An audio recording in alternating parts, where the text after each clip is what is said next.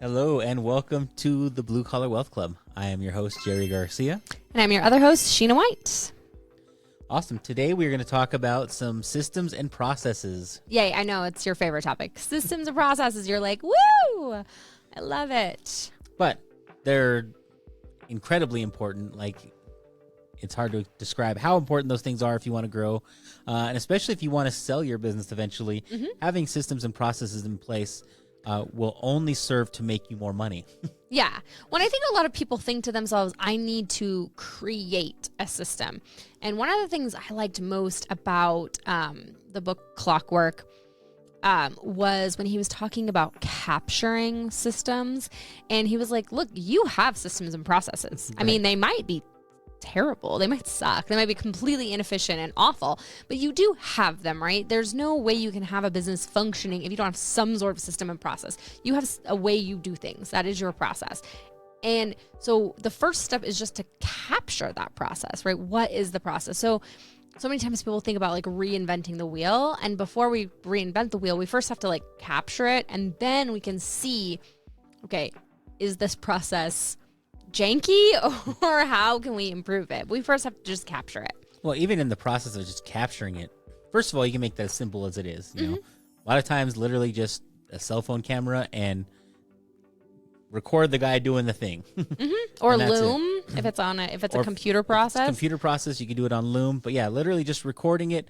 This is how you do what you do. Now, what you may find out in the process, if you're having this happen and you're trying to streamline things for your business, is you may realize that this person has a different system than this person. Or a different process, yeah. They do things differently and they do them in a different order. And then you can realize, okay, well, let's discuss this. Why do you do it this way? Why do you do it this way? And let's figure out what actually makes the most sense, because the ultimate goal of capturing those systems is if you bring in a new hire, easiest way to teach them is by showing them.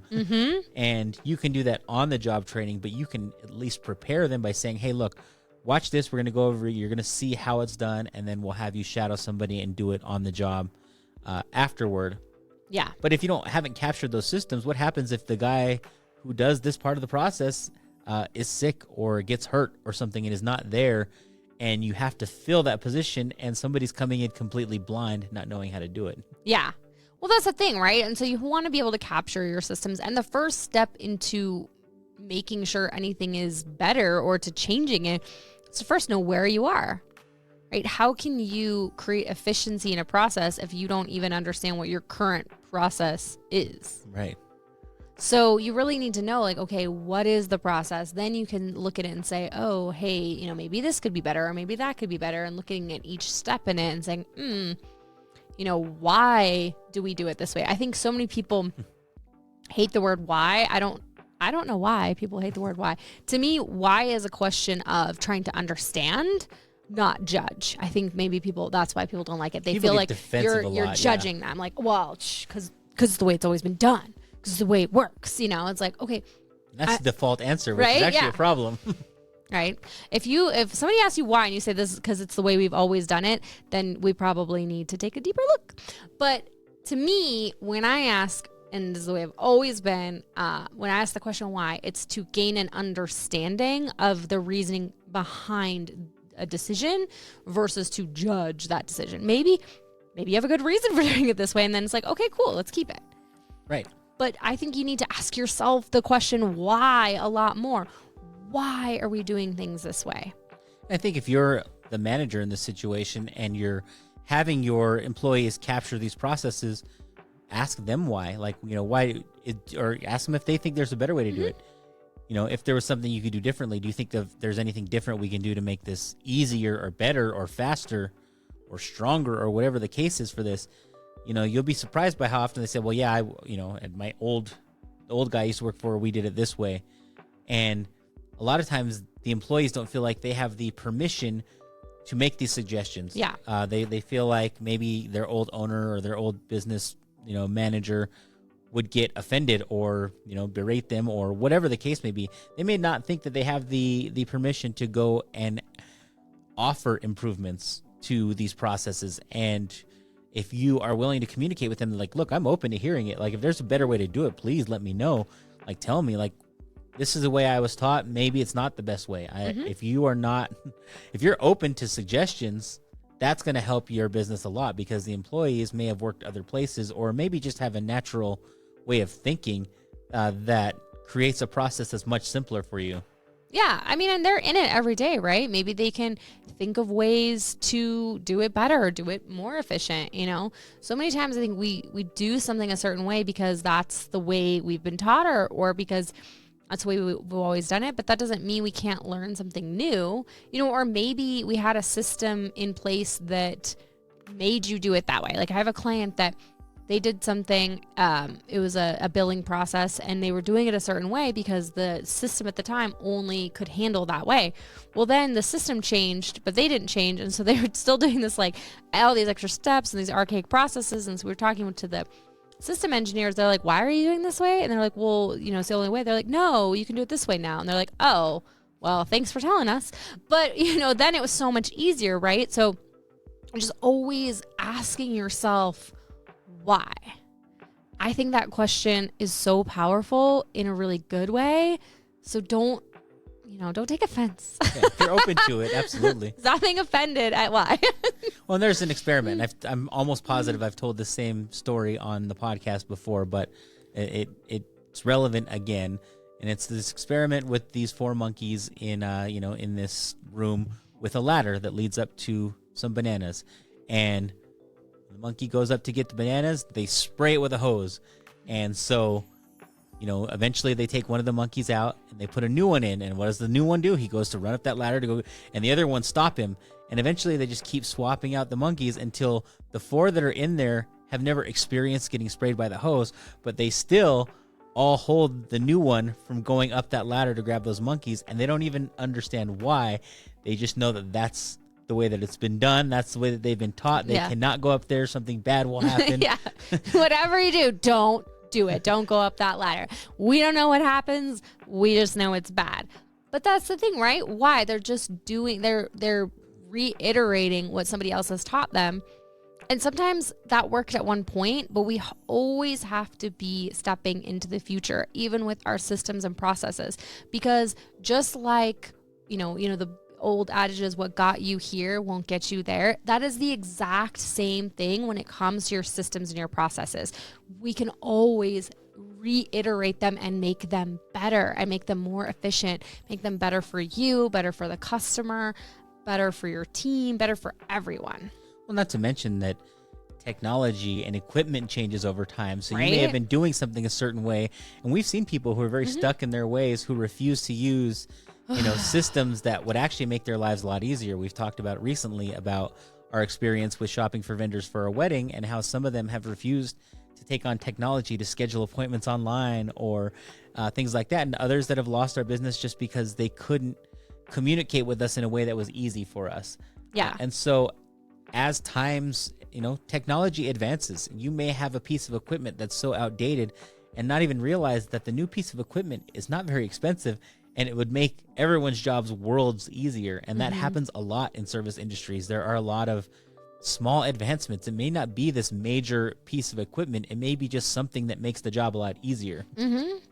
Yeah. I mean, and you have to say to yourself, like, how can we, improve just 1%, especially as you get bigger, like as you get larger as your company, every 1% matters more and more and more, because we're taking that 1% and we're basically, creating it in an exponential fashion, because 1% of 100 is 1, but 1% of 1,000 is 10, so you have to think about it that way. As we get larger, every single percentage point matters even more. So in huge companies, a 1% shift is, tons of money at the end of the day.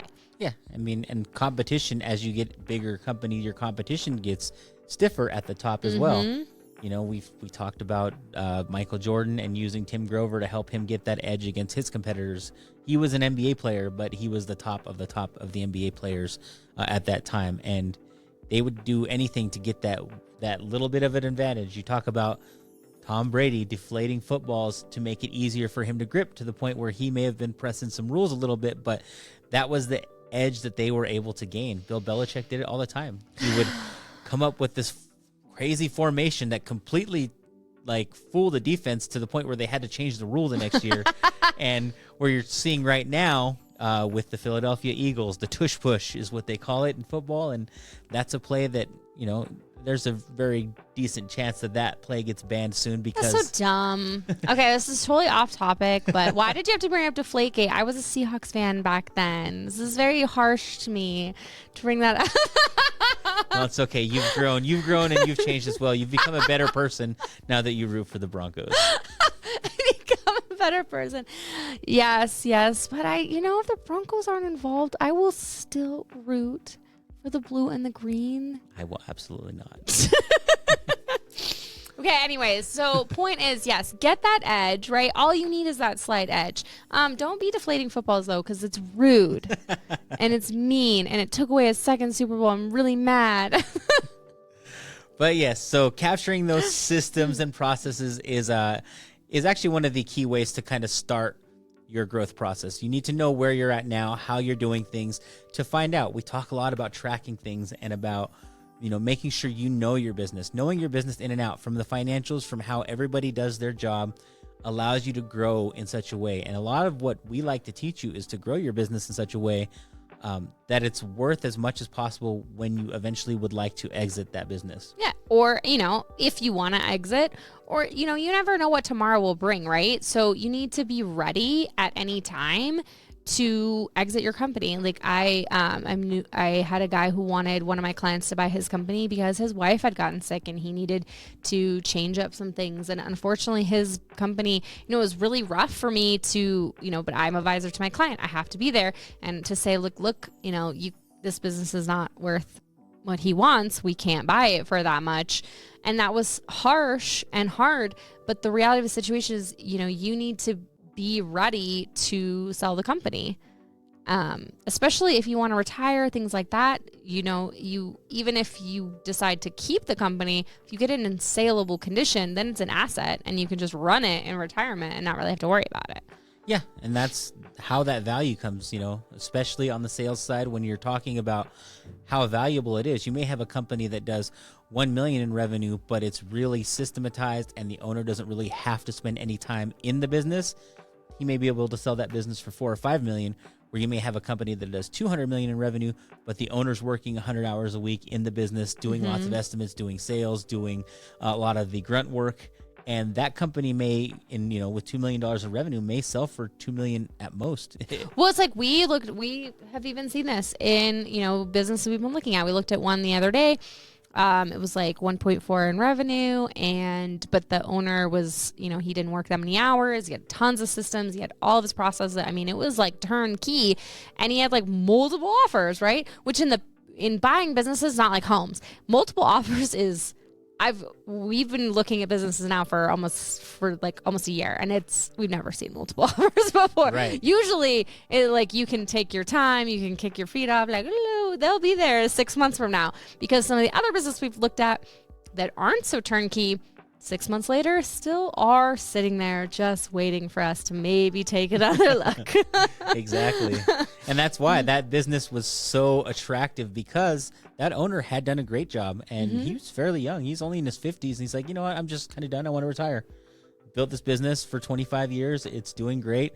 He's had it in such a way where he worked about 20 hours a week in the business, but he didn't even have to work that much. He just liked it. And, part of that time was in meetings.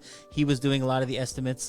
But he said, we could easily take this guy and he can go do estimates. You just have to hire another installer to kind of replace him on some of the work that he's doing.